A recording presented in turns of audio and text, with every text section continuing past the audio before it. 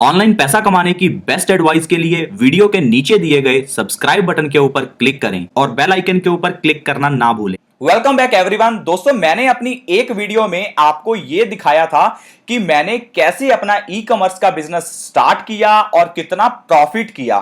तो उस वीडियो को ऑलमोस्ट 70,000 व्यूज आए, लोगों ने बहुत पसंद किया। और अब मैं आपको अपने उस ई कॉमर्स बिजनेस के बारे में, छोटी छोटी टर्म्स के बारे में, सब चीजों के बारे में समझाने वाला हूं। तो अगर आप एक यूट्यूबर हैं या आप स्टूडेंट हैं या जॉब करते हैं, तो आप अगर ई कॉमर्स का बिजनेस करना चाहते हैं तो यह चैनल आपके लिए बहुत हेल्पफुल साबित हो सकता है, क्योंकि यहां पर मैं आपको आपके सारे डाउट्स क्लियर कर दूंगा कि ई कॉमर्स का बिजनेस स्टार्ट कैसे करना है, उसके अंदर प्रोडक्ट की पैकिंग कैसे होगी, शिपिंग कैसे होगी, अगर आपको चाइना से सामान लेकर आना है वो कैसे लेकर आए, ड्रॉप शिपिंग का बिजनेस, एवरीथिंग। लेकिन जब भी ई कॉमर्स का बिजनेस स्टार्ट करेंगे तो आपको रजिस्ट्रेशन करने के लिए जरूरत पड़ेगी वैट की। अब कंफ्यूजन आती है, वैट क्या है। अब वैट का पता चल जाता है तो पता नहीं चलता यार ये टिन क्या है। टिन के बाद बात आती है सीएसटी क्या है। तो चलिए आज ये कंफ्यूजन को दूर करते हैं। सबसे पहले बात करते हैं वैट के बारे में। दोस्तों, ये तीनों चीजें एक्चुअल में रिलेट करती हैं प्रोडक्ट की सेल के साथ, क्योंकि हम सेलिंग का बिजनेस कर रहे हैं तो ये सेल्स के टैक्स हैं सारे। वैट की बात करें, वैट का आपको फुल फॉर्म पता होगा, वैल्यू एडिड टैक्स। यहां पर वैल्यू एडिड का मतलब है जितने का प्रोडक्ट आपने बेचा था और जितने का खरीदा था उसके बीच में जो भी वैल्यू ऐड हुई। आपने प्रोडक्ट 1,000 रुपए का खरीदा था और 500 रुपए प्रॉफिट करके 1,500 रुपए में बेच दिया, तो वैल्यू एडिड, कौन सी वैल्यू ऐड हुई? 500 रुपया उसमें ऐड हो गया। अब वैल्यू ऐड जो हुई है उसके ऊपर आपको टैक्स देना पड़ेगा अपनी स्टेट गवर्नमेंट को। जैसे कि यहां पर 500 रुपया आपने वैल्यू ऐड करके बेचा था, तो अगर गवर्नमेंट कहती है आपके स्टेट की कि इस पर्टिकुलर प्रोडक्ट कैटेगरी के ऊपर 10% टैक्स लगना चाहिए, तो आप क्या करेंगे? वो 1,500 रुपए जो आपने कमाए हैं उसमें से 50 रुपए देंगे अपनी गवर्नमेंट को, अपनी स्टेट गवर्नमेंट को। अब ये तो हो गया वैल्यू एडिड टैक्स। अब ये टैक्स है, ये कोई नंबर नहीं है, ये जस्ट एक टर्म है जिसको हम यूज करते हैं जब हम अपनी स्टेट गवर्नमेंट को टैक्स भरते हैं। अब इसमें क्या होता है कि अगर वैट की बात करें, अगर तो आपकी घर में शॉप है या आप कुछ अपना शोरूम है, तो उस केसेस में क्या होता है कि लोग कहेंगे कि उनके पास तो वैट नहीं है, स्टिल वो बेच रहे हैं। देखिए दोस्तों, जब भी आप कुछ बेचते हैं अपनी ही स्टेट के अंदर, तो आपकी स्टेट आपको रिबेट देती है। आपकी स्टेट आपको कहेगी कि जैसे कि आप 5 लाख तक का सामान बेच लो अपनी अपनी स्टेट में, बस तो कोई दिक्कत नहीं है, आपको वैट नहीं भरना, कुछ नहीं भरना। लेकिन जैसे ही आप 5 लाख रुपए से ऊपर क्रॉस करेंगे तो आपको हमें टैक्स देना होगा।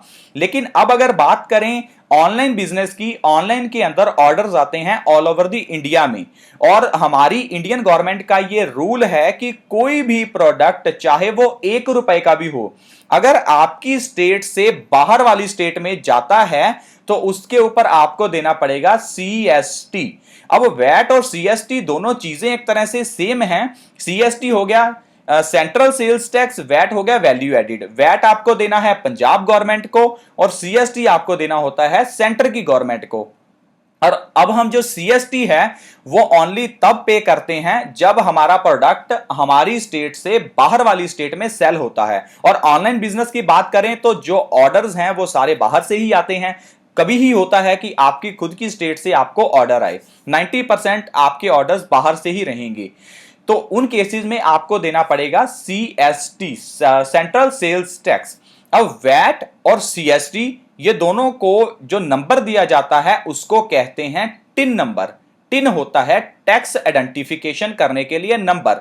ये जस्ट एक नंबर है जो कि एक पर्सन की टैक्स की आइडेंटिटी होती है। वैट भरना, सीएसटी भरना और ये जो टिन नंबर है, ये वैट और सीएसटी नंबर ये सब कुछ सेम ही है। अब टिन जस्ट एक नंबर है जो कि आपको प्रोवाइड करना होता है अपने ऑनलाइन बिजनेस के अंदर। अब ये बात तो हो गई कि वैट क्या है, सीएसटी क्या है। टिन एक नंबर है, जस्ट टिन जो अब आप अप्लाई करेंगे तो आपको नंबर मिलेगा, उसको टिन नंबर कहेंगे। उस टिन नंबर के थ्रू आप वैट भर सकते हैं और सीएसटी भर सकते हैं। तो ये तो हो गई वैट, टिन और सीएसटी की बात। अब बात करते हैं कि ऑनलाइन बिजनेस जब आपको स्टार्ट करना है तो कुछ लोग कहते हैं कि क्या वो इसके बिना अपना ऑनलाइन बिजनेस स्टार्ट कर सकते हैं। तो आंसर है नहीं कर सकते। कर भी सकते हैं लेकिन आप अपने अपने स्टेट में कर पाएंगे, लेकिन हर वेबसाइट आपको अलाउ नहीं करेगी। ईबे आपको अलाउ कर देगा कि आप बिना वैट के सेल कर सकते हैं, लेकिन वो यार फिर अपनी ही स्टेट में कर पाएंगे। और यकीन मानिए आपकी स्टेट से आपको ज्यादा ऑर्डर्स नहीं आने वाले। 90% ऑर्डर्स आते हैं डिफरेंट डिफरेंट स्टेट से। तो इसलिए बेटर रहता है कि एक वैट नंबर बना लिया जाए और फिर आप अपना ऑनलाइन सेलिंग का बिजनेस स्टार्ट करें। अब तीसरी चीज है कि वैट को अप्लाई कैसे करना है। अब दोस्तों वैट अप्लाई करने के लिए क्या है, एक मेन चीज जो होती है वो है आपको कमर्शियल स्पेस चाहिए, एक शॉप चाहिए, शोरूम चाहिए। आप घर से अपना बिजनेस नहीं कर सकते। तो इसके लिए क्या होता है, वैट अप्लाई करने के लिए एक कमर्शियल एक शॉप चाहिए, आपकी हो चाहे उसका रेंट एग्रीमेंट हो। तो आप क्या करें, आपका जो भी कोई सीए है, कोई आपके नजदीक कोई भी पर्सन है जो कि ये गवर्नमेंट के काम जानता है, तो आप उसको पैसे देकर, किसी एजेंट को भी पैसे देकर ये काम करवा सकते हैं या ऑनलाइन अप्लाई कर सकते हैं। इसमें क्या होगा, सबसे मेन चीज जो आपको देनी होगी, जहां पर आप बिजनेस स्टार्ट करना चाहते हैं उस शॉप का आपका रेंट एग्रीमेंट या आपका शॉप की जो रजिस्ट्री है वो देनी पड़ेगी प्रूफ के लिए। अब दूसरी चीज जो आपको देनी है, अपना खुद का आइडेंटिटी प्रूफ कि आपका एड्रेस हो, आपका नाम हो, आपकी डेट ऑफ बर्थ हो। तीसरी चीज आपको देनी है अपना पैन नंबर और चौथी अपनी फोटोज। तो ये चार चीजें देकर आपको पैन अप्लाई करना है। अब पैन अप्लाई कितने में होगा ये स्टेट टू स्टेट डिफर कर सकता है, लेकिन जब मैंने बनाया था तो हमारे पंजाब में 4-5 हजार रुपए में बन गया था और 20-25 दिन के अंदर ये बन के आ गया था। अब 4-5 हजार भी मुझे इसलिए लगे थे क्योंकि मैंने एजेंट के थ्रू करवाया था और एजेंट अपना 2-3 हजार 2,000 जो भी अपना कमीशन लेते हैं उन्होंने काट लिया था। तो अगर आप खुद अप्लाई करेंगे या ऑनलाइन अप्लाई करेंगे तो आपको सस्ता पड़ सकता है। तो ये कुछ बातें थी वैट के बारे में।